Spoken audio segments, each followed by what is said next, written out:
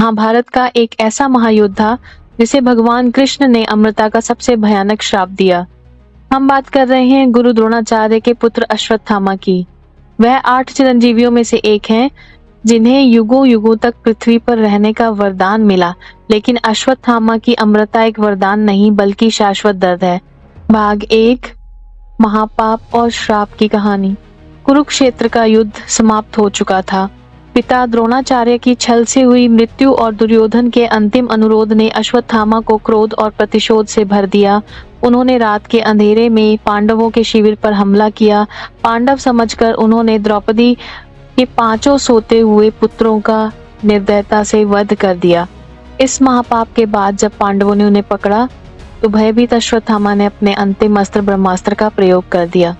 महर्षि व्यास के रोकने पर जब अर्जुन ने अपना अस्त्र वापस ले लिया, तब अश्वत्थामा उस अस्त्र को लौटाना नहीं जानते थे।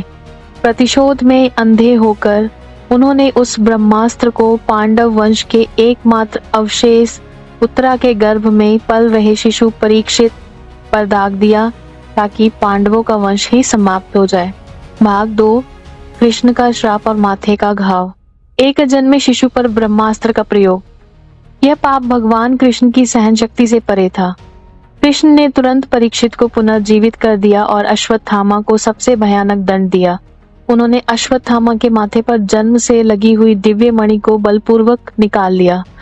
यह मणि ही उनकी दैवीय शक्ति और रोगों से सुरक्षा का कवच थी। मणि छीनते ही कृष्ण ने श्राप दिया, जब तक यह कलयुग समाप्त नहीं होता तुम इस पृथ्वी पर भटकते रहोगे। तुम्हारे माथे पर लगा यह घाव कभी नहीं भरेगा। तुम्हारे शरीर से पीप और रक्त की दुर्गंध आएगी, जिससे तुम्हें कोई मनुष्य अपने पास नहीं आने देगा।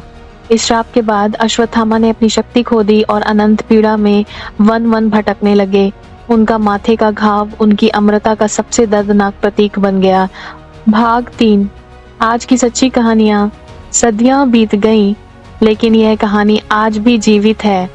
भारत में कई ऐसी जगहें हैं जहां लोग दावा करते हैं कि उन्होंने अश्वत्थामा को देखा है। सबसे प्रमुख है मध्य प्रदेश का असीरगढ़ किला। यहाँ के प्राचीन शिव मंदिर में रोज सुबह ताजे फूल मिलते हैं और माना जाता है कि अश्वत्थामा हर दिन भगवान शिव की पूजा करने आते हैं।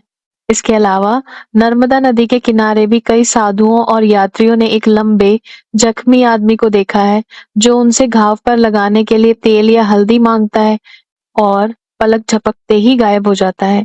ये कहानियां हमें सोचने पर मजबूर करती हैं। क्या ये सिर्फ कल्पना है या वास्तव में एक अमर आत्मा अपने पापों